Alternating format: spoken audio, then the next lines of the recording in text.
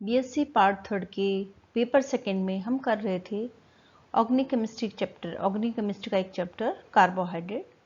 हमने कर लिया था कि कार्बोहाइड्रेट किसे कहते हैं और कार्बोहाइड्रेट की क्या डेफिनेशन होती है। आज हम उसके स्ट्रक्चर्स के बारे में पढ़ेंगे।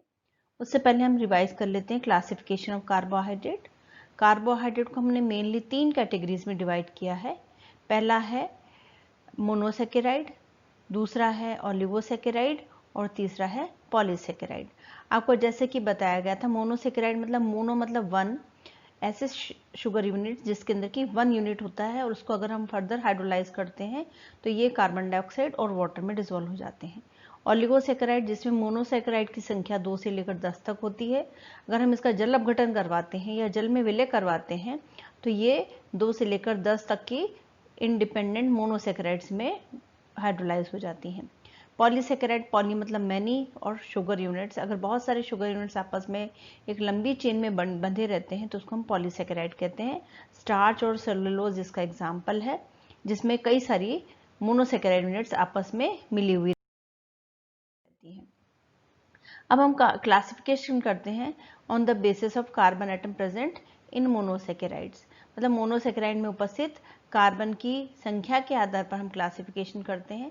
तो हम देखते हैं कि कार्बन अगर 3 होते हैं तो उसको हम बोलते हैं ट्रायोज, 4 होते हैं तो उसको बोलते हैं टेट्रोज। ये सब मोनोसेकेराइड के प्रकार हैं। 5 होते हैं तो पेंटोज और 6 होते हैं तो हेक्सोज, हमने उसका नाम दिया है। आपके कोर्स में हेक्सोज शुगर्स हैं, लेकिन हमको इंट्रोडक्शन थोड़ा सा चाहिए तो हम यहाँ पर बता देते हैं कि कार्बन की संख्या 3 होने पर जिसका नाम दिया गया ट्रायोज, इसका एग्जाम्पल है एल्डो फॉर्म में है ग्लिसरल्डिहाइड, और कीटोस फॉर्म अगर होता है तो डाइहाइड्रोक्सी एसीटोन। इसी तरह टेट्रोज जिसमें कि कार्बन की संख्या 4 होनी चाहिए, इसके एग्जाम्पल इथ्रोज और इथियोराइबोज। पेंटोज के लिए है राइबोज और राइबुलोज, और हेक्सोज के लिए है ग्लूकोज और फ्रक्टोज, जो कि आपके कोर्स में है। राइबोज और राइबुलोज शुगर वगैरह नहीं है आपके कोर्स में, सिर्फ 6 मेंबर रिंग्स हैं जो कि ग्लूकोज और फ्रक्टोज होती हैं। इस तरह से हम क्लासिफाई कर सकते हैं। हमने ये वापस क्लासिफिकेशन कर दिया कि आपको याद रह जाए। अब हम करते हैं ट्रायोज। ट्रायोज वह होते हैं जिसके अंदर की स्मॉलेस्ट मोनोसेकेराइड है। इससे छोटा मोनोसेकेराइड नहीं हो सकता है क्योंकि 3 कार्बन एटलीस्ट हमको होने चाहिए मोनोसेकेराइड के लिए। इसके 2 एग्जाम्पल हैं ग्लिसरल्डिहाइड और dihydroxy acetone. Aldehyde and ketone derivatives of dihydroxy alcohol, glycerol के डेरिवेटिव हैं दोनों, और form during the metabolism of hexulose. ये एग्जाम्पल हैं ट्रायोज के, ग्लिसरॉल है, ग्लिसरल्डिहाइड है और डाइहाइड्रोक्सी एसीटोन है जिसके अंदर की कार्बन की संख्या 3 है। Triose, glyceraldehyde and dihydroxy acetone share the same number of molecular formula. दोनों का मॉलिक्यूलर फॉर्मूला सेम है। दोनों में 3 कार्बन, 6 हाइड्रोजन और 3 ऑक्सीजन है।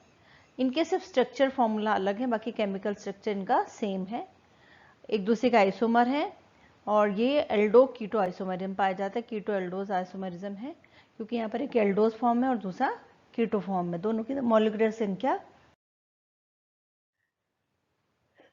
सेम है। ट्रायोज जैसे ग्लिसरल्डिहाइड है में, इसमें ग्लिसरल्डिहाइड में एक और तरह की समायता पाई जाती है जिसको हम कहते हैं, जो कि असिमेट्रिक कार्बन एटम होने के कारण आती है। ग्लिसरल्डिहाइड के अंदर 3 कार्बन एटम है और मध्य वाला जो कार्बन एटम है, C2 कार्बन एटम है, वो 4 अलग अलग ग्रुप से जुड़ा हुआ है।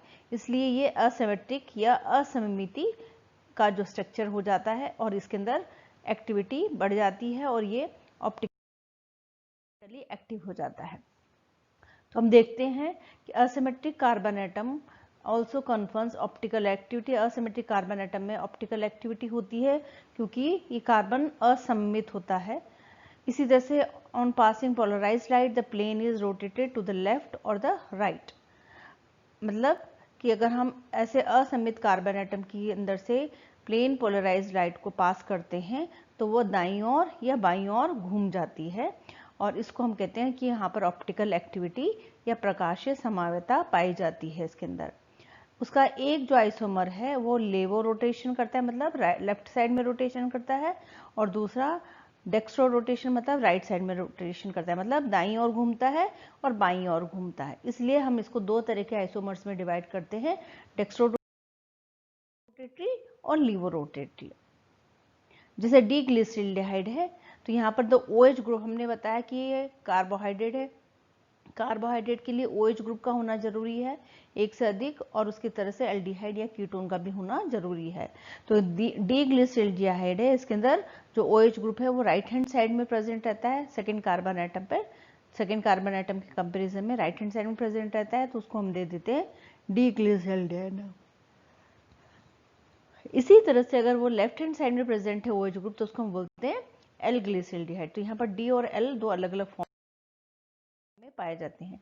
ये स्ट्रक्चर है ग्लिसरॉल्डिहाइड का, देखिए आप यहाँ पर OH ग्रुप लेफ्ट साइड में और ये OH ग्रुप राइट साइड में, बाकी स्ट्रक्चर दोनों सेम है, ये एक दूसरे के मिरर इमेजेस हैं। मिरर मतलब दर्पण प्रतिबिंब ये है। अब मोनोसैकेराइड्स के अंदर किस तरह की ऑप्टिकल एक्टिविटी पाई जाती है? स्टीरियो आइसोमेरिज्म इसके अंदर पाया जाता है। डी और एल असाइनमेंट्स होते हैं, डी और एल फॉर्म हम दे देते हैं डेक्स्ट्रो रोटेटरी या लीवो रोटेटरी के, डिपेंड करता है कि यहाँ पर जो फंक्शनल ग्रुप है वो उसमें OH group right hand side में प्रेजेंट है या लेफ्ट हैंड साइड में प्रेजेंट है। The OH group is on the right hand side, then it is called dextrorotatory, otherwise it is levorotatory। ये फिशर प्रोजेक्शन फॉर्मूला लिखने की कोशिश की गई है। यहाँ डीग्लिसरॉल और एल्डिहाइड एक दूसरे के मिरर इमेजेस होते हैं, एक दूसरे के और दर्पण प्रतिबिंब होते हैं। इसको अगर हम बीच में दर्पण रखते हैं तो एक दूसरे के मिरर इमेजेस हैं ये। तो a method to show the configuration of the monosaccharides on paper was developed by Emil Fischer, जिन्होंने कि मोनोसैकेराइड्स को 3 डायमेंशनल फॉर्मूले में कैसे लिखना है ये समझाया, और जो कहलाता है कि फिशर प्रोजेक्शन फॉर्मूला। अगर हम इस फिशर प्रोजेक्शन फॉर्मूला यूज करते हैं तो इसमें क्या करना होता है, हमको कार्बन की सबसे लंबी चेन लेनी होती है जो कि वर्टिकली ओरिएंटेड होती है। मतलब हमको मॉलिक्यूल को ऐसा रखना है कि कार्बन की संख्या हमको अधिक से अधिक मिले। यहाँ पर कार्बन की संख्या 3 होगी, ये पहला कार्बन एटम, ये दूसरा कार्बन एटम और ये तीसरा कार्बन एटम। ये 3 कार्बन एटम हमको लंबी चेन चुननी है जिसमें कि कार्बन की संख्या अधिक होती है।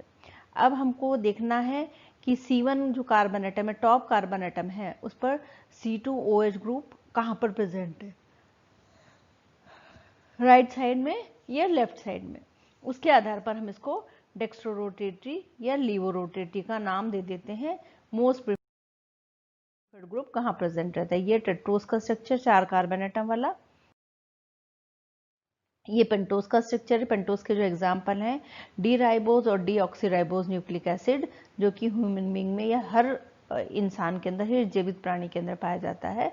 उसका एक इम्पॉर्टेंट पार्ट है पेंटोस शुगर, और ये डीएनए से बना रहता है। पेंटोस शुगर का स्ट्रक्चर आपने देख लिया। अब आता है हेक्सोस शुगर। हेक्सोस शुगर 2 तरह के होते हैं, एक तो एल्डिहाइडिक फॉर्म और दूसरा कीटोनिक फॉर्म में, एल्डोहेक्सोस एंड कीटोहेक्सेस बोलते हैं जिसको। यहाँ पर ये ग्लूकोज और फ्रक्टोज एक दूसरे के मिरर इमेजेस हैं। ऐसे स्ट्रक्चर्स को हम बोलते हैं एपिमर्स। तो यहाँ पर शुगर्स के अंदर आइसोमेरिज्म क्यों पाया जाता है, कि यहाँ पर एक कार्बन एटम ऐसा होता है जिसके कि चारों ग्रुप्स अलग अलग जुड़े हुए होते हैं। ये ग्लूकोज और फ्रक्टोज एक दूसरे के एपिमर हैं। मॉलिक्यूलर फॉर्मूला सेम है। Stereoisomerism in sugars. Stereoisomerism chemical and structure formula but different in spatial arrangement. उनका spatial arrangement अलग होता है, जैसे L ग्लिसरॉल्डिहाइड और D ग्लिसरॉल्डिहाइड का स्ट्रक्चर हमने देखा। असिमेट्रिक कार्बन एटम क्या होता है? असिमेट्रिक कार्बन एटम का मतलब होता है जिसके कि चारों कार्बन एटम अलग अलग रूप से जुड़े हुए हों और एक ही कार्बन एटम हो। The reference molecule is glyceraldehyde which has a single asymmetric carbon atom. The number of possible stereoisomers depends on the number of asymmetric carbon atom by the formula 2 raised to power n, जहाँ पर n asymmetric carbon atom की संख्या है, उसके आधार पर हम कितने stereoisomers पाए जाएंगे उसकी संख्या को हम ज्ञात कर सकते हैं। Reference carbon atom of the sugar, जो शुगर के अंदर है वो रेफरेंस कार्बन एटम कौन सा है? ये जो सबसे लास्ट वाला कार्बन एटम है। CH2OH असिमेट्रिक कार्बन एटम नहीं है, यहाँ पर भी नहीं है। इससे पहले वाले कार्बन एटम पर अगर हम देखते हैं कि OH group right hand side में तो उसको हम बोलेंगे डी ग्लूकोज, और वो लेफ्ट हैंड साइड में तो उसको बोलेंगे हम एल ग्लूकोज। तो इस वाले कार्बन पर डिपेंड करता है कि वो डेक्स्ट्रो रोटेटरी होगा या लीवो रोटेटरी होगा।